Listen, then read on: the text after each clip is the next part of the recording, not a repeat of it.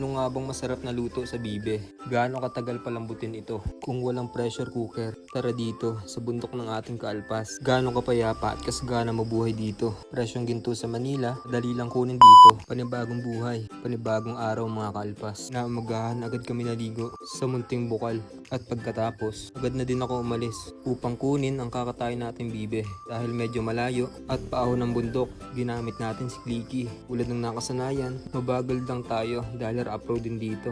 Pagkatapos kong makuha, agad na din ako umuwi para masimulan ng lutuin ito. Syempre, adobo sa gata ang the best dito. Pagkatapos ng 4 na oras, sa wakas lumambot din ito. Taobang kaldero dito guys. Kaya mayapat umahon kami sa bundok. Salamat sa Diyos, ginabayan niya tayo sa bagyo. Kaya di halata ang epekto nito sa lugar natin. Tubig galing sa bundok ang nakikita nyo. Grabe, malamig ang tubig dito. Which is masarap sa katawan. Dahil sa katatapos lang ng bagyo, pinuntahan namin ang puno ng mangga. Tulad ng inaasahan. Naglaglaga ng bunga nito. At karamihan ay pinagtutukan ng ibon. O minsan kinain ng panike. Hinugasan lang natin dito ang dala kong mangga. Di ko na binalatan, kinain ko na. Nung mga bata pa kami, dito kami naliligo. Anli at fresh ang tubig dito. Pwede din maglaba. At dahil paapo na, sinamahan ko na din ang kababata ko sa bundok nila.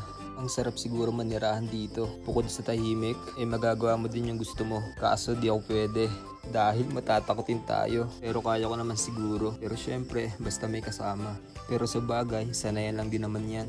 Dahil pahapon na, kailangan na niyang pakainin ang alaga niyang native na baboy. Mas manipis ang taba na ito kumpara sa pangkaraniwang baboy. Hindi din masayla ng ganitong alaga. Samot-sari din na nakatanim dito. May gulay, may matataas na puno. At syempre, may iba't ibang alagang hayop. Gumawa din sila ng maliit na balon dito para sa supply ng tubig at di naiigib pa sa malayo. Tubig ang pangunahing kailangan sa ganito. Bukod sa panlinis, pandilig, kailangan din nila painumin ng alaga nilang hayop. Saha ng saging o katawan ng saging, gabi at feeds ang pakain nila sa baboy. Pagtapos parte-parte ng pakain, agad na din ito binigay sa mga baboy. Agad na din ito kinain ng alagang hayop.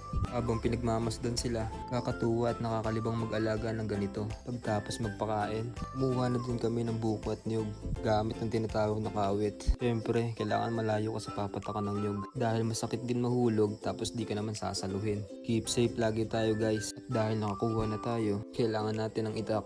Kaya't agad na din nilinisan ito. The best talaga ang buko, pamatid uhaw. At syempre, pamatid gutom na din. Dahil nasa bundok tayo, walang kutsara. Kaya't lumalaipak ang kasama natin mula sa kaparasong balat ng buko. Siya nang magsisilbing kutsara natin. Kailangan madiskarte tayo pag nasa ganitong klase ng lugar. At dahil solve na tayo sa buko, babalitan na natin ang kinuha nating niyog gamit ang matulis na kahoy. Kung nagtataka kayo, ba't di na lang ginamitan ng itak? Mas madali kasi sa parang ganito.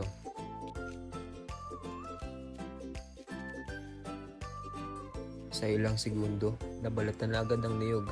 Ika nga ng iba, mas madaling mamuhay sa probinsya basta't marunong ka lang dumiskarte. At dahil lumalapit na ang pagsapit ng gabi, binigyan na din ng alagang baboy ng hinog na mangga na kumbaga sa tao, siyang magsisilbing dessert. Dahil okay na ang lahat, uuwi na din kami. Maraming salamat sa panonood guys. Kami ang Alpas humingi ng suporta. Gaano kaya? God bless.